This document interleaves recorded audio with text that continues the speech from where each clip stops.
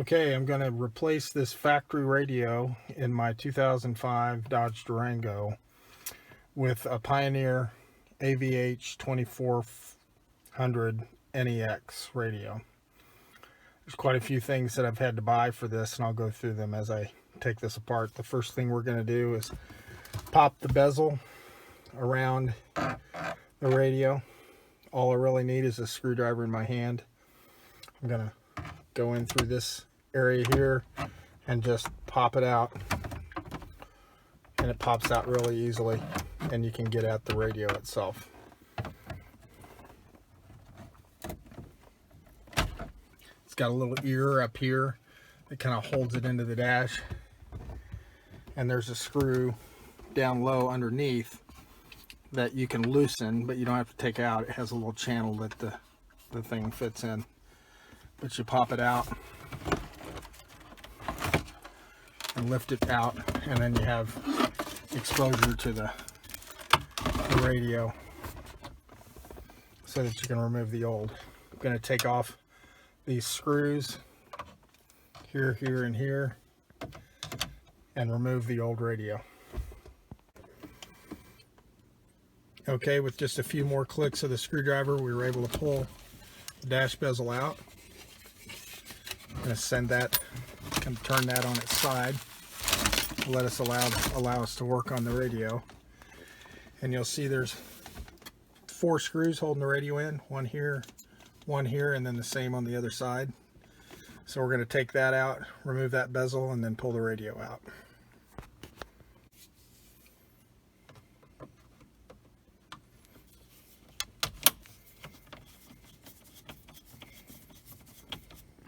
Okay, the screws are removed.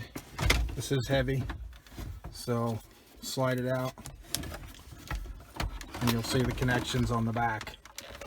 There's 4 connections. One is the antenna, the 2 data link cables, not data link, but the 2 harness cables, and then this right here is if you have GPS on the radio. That's a GPS antenna, the one nearest to you. The main plug-in on this radio has a couple of tabs right at the bottom that you'll need to kind of pry up on to loosen that up. But once you do, it pops right out. 100 comes with, this is it's like a microphone. Nope, this is the a USB plug-in for the back of the radio. Comes with a simple wiring harness, but I've also bought an adapter harness I'll show you in a minute to hopefully will make the wiring of this much easier. And then here's the mic that I bought with it. It came in a package with the radio. Instructions, warranty, screws for mounting.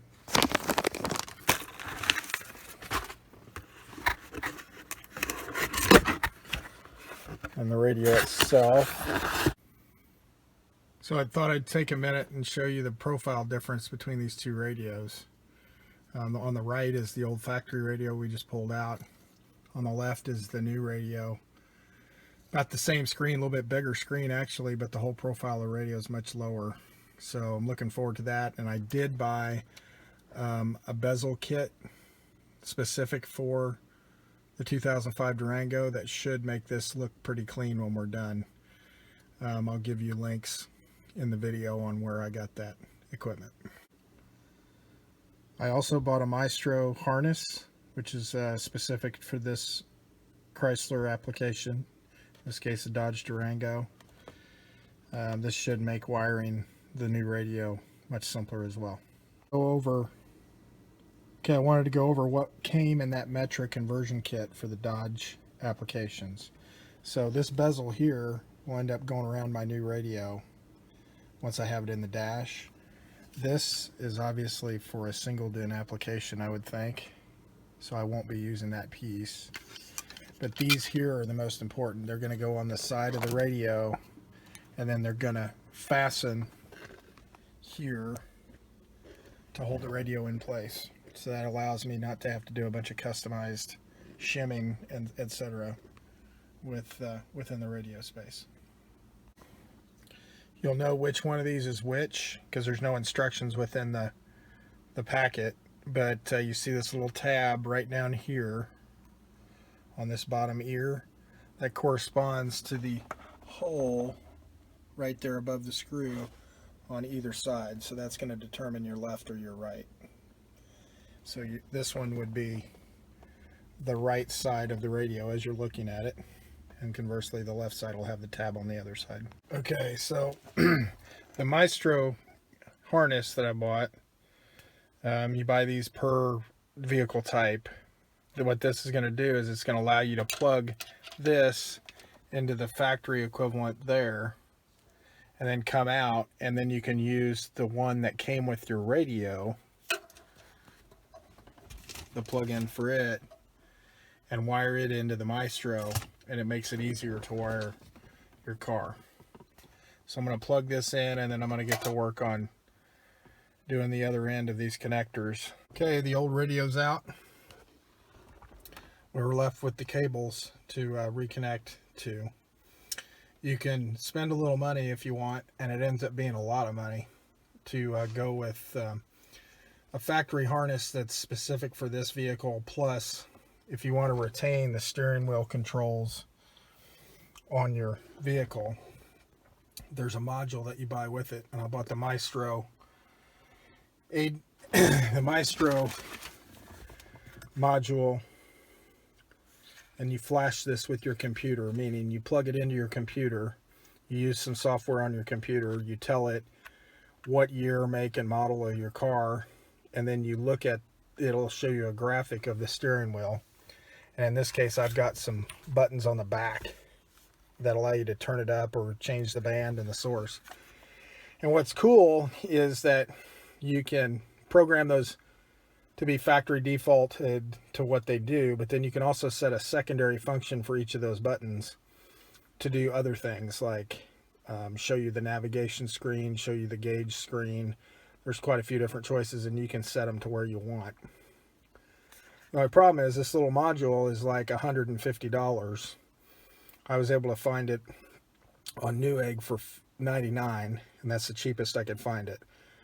So that plus the harness was $30. So you're looking at $130, notwithstanding a bezel kit that I had to buy so that I can fit the new radio into this dash kit and make it look clean. So there was another $30.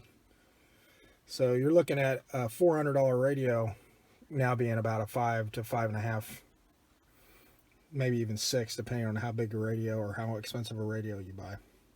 So you have to take that into consideration. But supposedly this will make this all work really well and plug and play. So we'll see.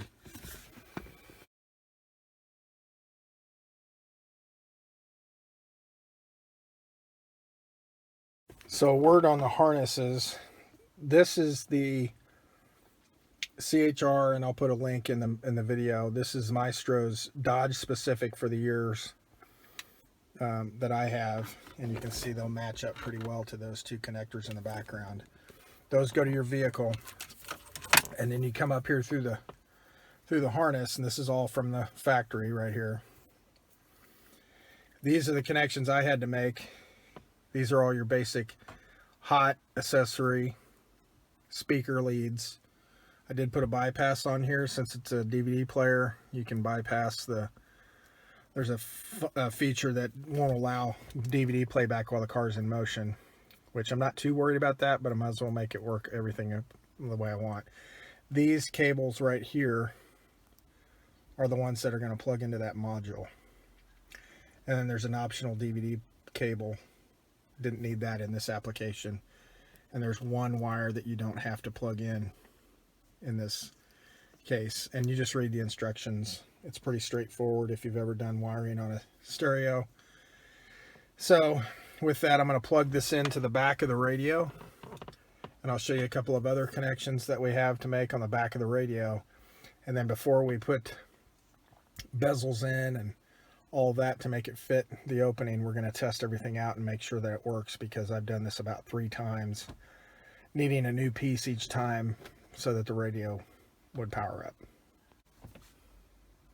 Okay, this is the back of the Pioneer radio. With the harness I just showed, that connects in right here. That's the other side. And then you see we've got the factory ends that I showed before, and then those are the module ends that we have yet to connect. Then there's also a data link cable on this particular model. On the 2440, they got rid of this. Not quite sure. Might be a partnership thing, I don't know.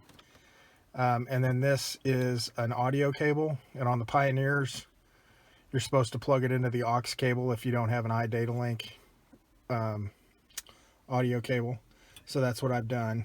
There's a couple of other cables I'm going to plug in. Right here is a USB. There's a USB port here, and they provide you, the Pioneer radio, with a USB female to male. And so what that is I'm going to string that from the back of the radio out to the front and probably incorporate it into the bezel somehow cleanly, and that allows you to plug your phone in for Apple CarPlay in this case, or you can plug it in with Google as well. This radio has both. So I'm going to finish connecting those cables. There's also an external mic that comes with this radio that'll plug in right there, and I'll plug that in, and then I'm going to connect all the connectors here. I've already flashed the module that I mentioned before, and again, that's hooking it up to your computer and telling it what kind of car you have so that it can tell the radio. You also enter the radio particulars in, including the serial number, and it allows it to speak to the radio. So I'll connect everything up, and then we'll see if this thing will power up. One other connection that I failed to mention was this ODB2 connector. This is from the Pioneer radio, and it also has a connection on the Maestro Harness. And if you're unsure what that is, that's the plug-in that most vehicles, well, all vehicles have that I know of, so that you can plug in and see what codes the engine might be throwing if you get a light or something like that. And so in that case, mine is right down here by the e-brake. I'm going to plug that in, and I'll string this cord up under and into the radio cavity and plug it into the back of the harness. So this Maestro module has some color coding with it, so you can see these different plugins that I'm getting ready to plug into the module. They should marry up pretty easily, and then I'll connect the other two cables I showed coming off the back into their respective ports. I've got the others hooked up. The ODB2 connection is hooked up there, and we're close to liftoff, hopefully. Okay, every flipping cable is plugged into that thing. There's a few that you might question, but they only fit in one way. There was a couple that were questionable, but they were black on my application. I think there's a few here. There's a red one there. Probably on a different application you might use it with a different radio. So let's see what we get.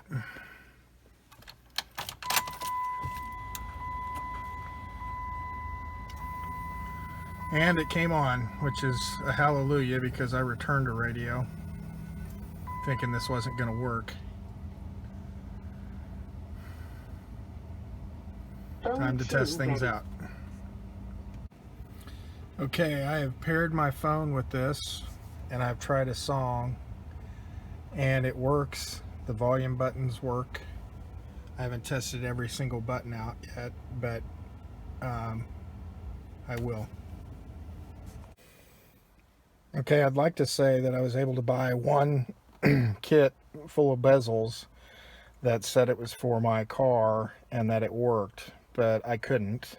I had to end up buying two and piecing in pieces from either, which is ridiculous, I understand, but you want to make sure that when you put this together that you're putting your bezel on the front so that you get a good fit before you go hooking everything up and putting it in, because you'll have to adjust it later, and I'll show you what I mean.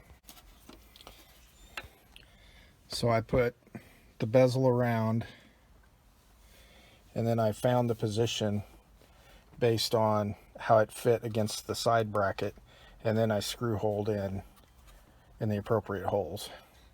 So this should allow me to slip this right in and screw it together. Antenna adapter hooked in. Had to buy that piece to go from Dodge to this.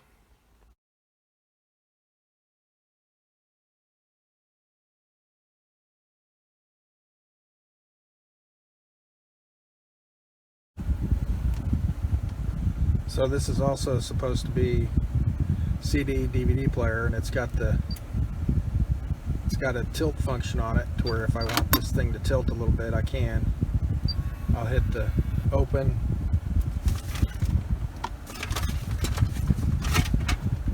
Let's put a DVD in and see if it's going to work.